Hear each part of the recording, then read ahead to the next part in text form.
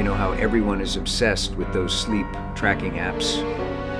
The ones that record your snoring or tell you how much REM sleep you are getting. I downloaded one last week, not because I was curious about my health, but because I kept waking up exhausted. Every morning I felt like I had run a marathon, my muscles aching, dirt under my fingernails, and a strange metallic taste in my mouth. I thought maybe I was sleepwalking, or maybe just tossing and turning too much. The app was simple.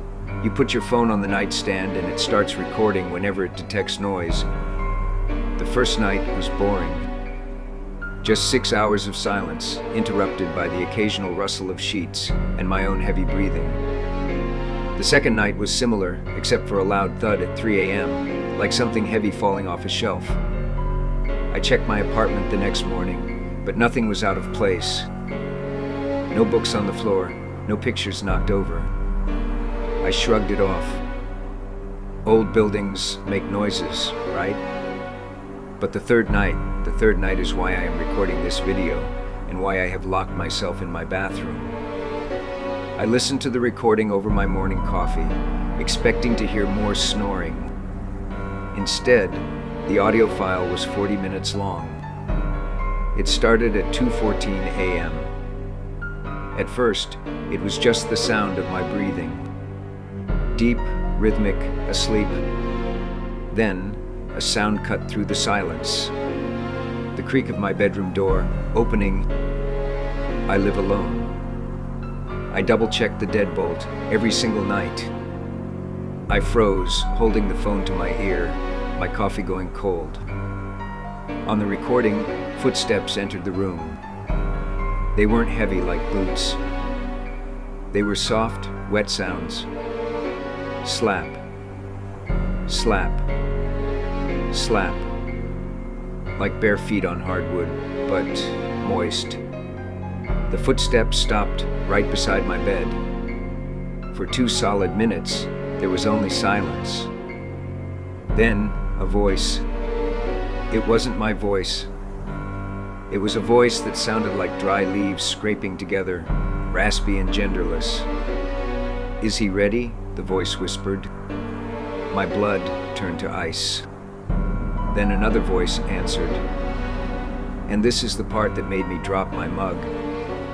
The second voice was mine. But it didn't sound like me.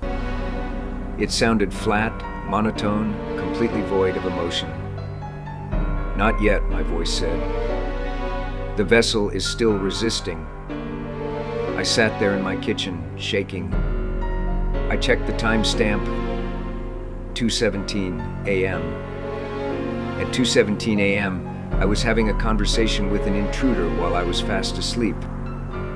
I skipped forward in the recording. The wet footsteps walked away. The door creaked shut. And then, silence returned. I tried to rationalize it. Maybe I left the television on. Maybe it was a prank. But deep down I knew. That night, I didn't sleep. I sat in the corner of my bedroom with a baseball bat staring at the door. Nothing happened. The sun came up and I felt foolish. Maybe I had hallucinated the recording. Maybe the app was glitching. Tonight, I decided to catch them. I set up my laptop on the dresser, facing the bed. I covered the little green light with electrical tape so it wouldn't be seen. I pretended to sleep lying under the covers, clutching the bat under the duvet. I lay there for hours. My eyes were heavy. I fought to stay awake, but the rhythm of the clock was hypnotic. I must have drifted off. I don't remember falling asleep, but I remember waking up. I woke up to the sound of typing. Click, clack, click, clack. I opened my eyes. The room was dark, lit only by the faint glow of the laptop screen on the dresser. Someone was using my computer. My heart slammed against my ribs. I gripped the bat, ready to spring up and swing. I squinted to see who it was. My blood ran cold. It was me. I was sitting at the desk. I was sitting at the desk, typing. But I was also lying in the bed. I looked at the figure in the chair. It was wearing my pajamas. It had my hair, my silhouette, but the way it moved was wrong. Jerky, twitching, like a puppet on strings. The figure stopped typing. It didn't turn around. It just spoke, addressing the screen. He is awake. It wasn't talking to me. It was talking to the webcam, to the recording. Then slowly, the figure turned its head. It rotated past the point where a human neck should stop. 180 degrees, facing the bed. The face, it was my face, but the eyes were missing.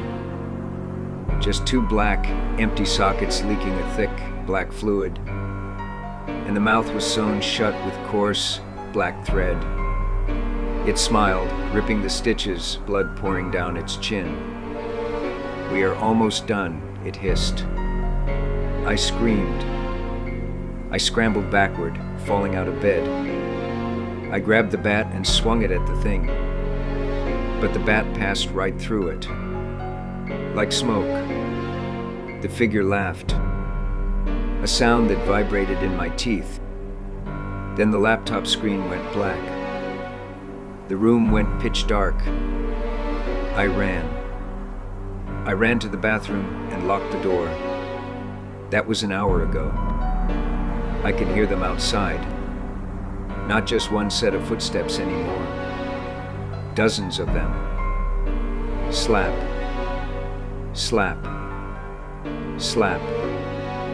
They are scratching at the door, and I can hear my own voice, chanting from the other side. "Let us in. Let us in. We need the rest of you." I am looking at the mirror now. My reflection is doing something strange. I am crying, but my reflection isn't. My reflection is looking at the door, and it is holding a pair of scissors. It is cutting the thread on its lips. I don't think I am the one who is locked in here.